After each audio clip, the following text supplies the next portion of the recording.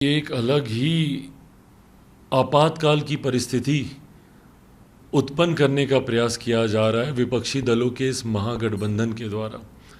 तमाम दल एक साथ आते हैं और कुछ पत्रकारों की एक सूची जारी करते हैं और बोलते हैं कि भाई हम इनको बायकॉट करेंगे। अब ये स्टेट ऑफ इमरजेंसी नहीं है तो और क्या है बताइए? क्या ये आपातकाल नहीं है?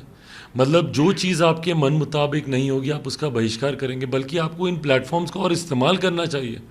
भाई अगर आपसे तीखे सवाल पूछे जा रहे हैं या अगर आपके कहे अनुसार अगर आपकी बातें नहीं उस पर की जा रही हैं और अगर आपको लगता है कि ये लोग कोई षड्यंत्र रच रहे हैं आपके खिलाफ, तो वही मौका भी है आपके पास अपनी बातों को और स्पष्ट तरीके से जनता के सामने रखने का। पर इस तरीके से लोकतंत्र के चौथे स्तंभ का बहिष्कार करना, क्या ये लोकतंत्र की हत्या नहीं है? हर समय आपके अनुसार तो सवाल नहीं पूछे जाएंगे ना। और ये सिर्फ आप ही के साथ नहीं होता, भाई हर जगह होता है।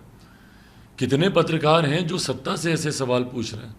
बट हाँ, एक बड़ी जिम्मेदारी विपक्ष की भी है, विपक्ष से भी सवाल किए जाएंगे कि आपने इस विषय को क्यों नहीं उठाया, आपने उस विषय को क्यों नहीं उठाया। जहाँ सत्ता भी जवाबदेही है वहाँ विपक्ष भी जवाबदेही है। पर ऐसे में बहिष्कार कर देना ये पूरी तरीके से एक आपातकाल की परिस्थिति बनाने की तरीके से, और इसका हम लोग निंदा करते हैं। अगर आपके हिसाब से सवाल नहीं पूछे जाएंगे, आप उन पत्रकारों के पास नहीं जाएंगे, अगर आपको जाना ही सिर्फ उन लोगों के पास है जो आपके हिसाब से सवाल करें, तो फिर इससे तो बेहतर है कि भैया हर दल जो विपक्षी गठबंधन में है अपना अपना न्यूज़ चैनल खोल ले, अपने अपने हिसाब से अपनी अपनी बातों को रखें। फिर डिबेट्स में जाने का मतलब ही क्या हुआ, या ऐसे चैनल्स के फिर होने का मतलब ही क्या है अगर आपको सिर्फ अपने हिसाब से सवालों को पूछना। जिस तरीके से डीएमके के एक मंत्री ने सामने आकर उदयनिधि के बयान के बाद जिस तरीके से एक मंत्री ने सामने आकर कहा कि भाई मुंबई की बैठक में ये रणनीति तय की गई है और ये रणनीति यकीनन तय की गई होगी। मैंने तो उसी दिन, जिस दिन उदयनिधि जी का बयान आया था, उसी दिन मैंने कहा था कि क्या ये मुंबई की बैठक में ये तय किया गया है कि भैया सनातन धर्म के ऊपर हम लोग को अटैक करना और उसको समाप्त करने की रणनीति के साथ हम लोग को आगे बढ़ना है। ये सोच विपक्षी दलों में है। ये रह रह कर ये जो बयान आते हैं, बार बार रामचरितमानस की बात करना, या जिस तरीके से बिहार के शिक्षा मंत्री रह रह कर इसके ऊपर बयान देते हैं, ये सोच विपक्षी दलों के गठबंधन के भीतर है और उनका प्राइमरी एजेंडा ये है। अभी तक हम लोग सवाल करते थे कि भाई इन्होंने कोई कॉमन मिनिमम प्रोग्राम नहीं बनाया। इनका कॉमन मिनिमम प्रोग्राम ही यही है कि किस तरीके से एक सुनियोजित तरीके के तहत, एक सुनियोजित रणनीति के तहत किस तरीके से सनातन धर्म को समाप्त किया जाए। ये इनका प्राइमरी एजेंडा है विपक्षी दलों के इस गठबंधन का, और उसी एजेंडे पे ये लोग आगे बढ़ने का ये लोग काम कर रहे हैं।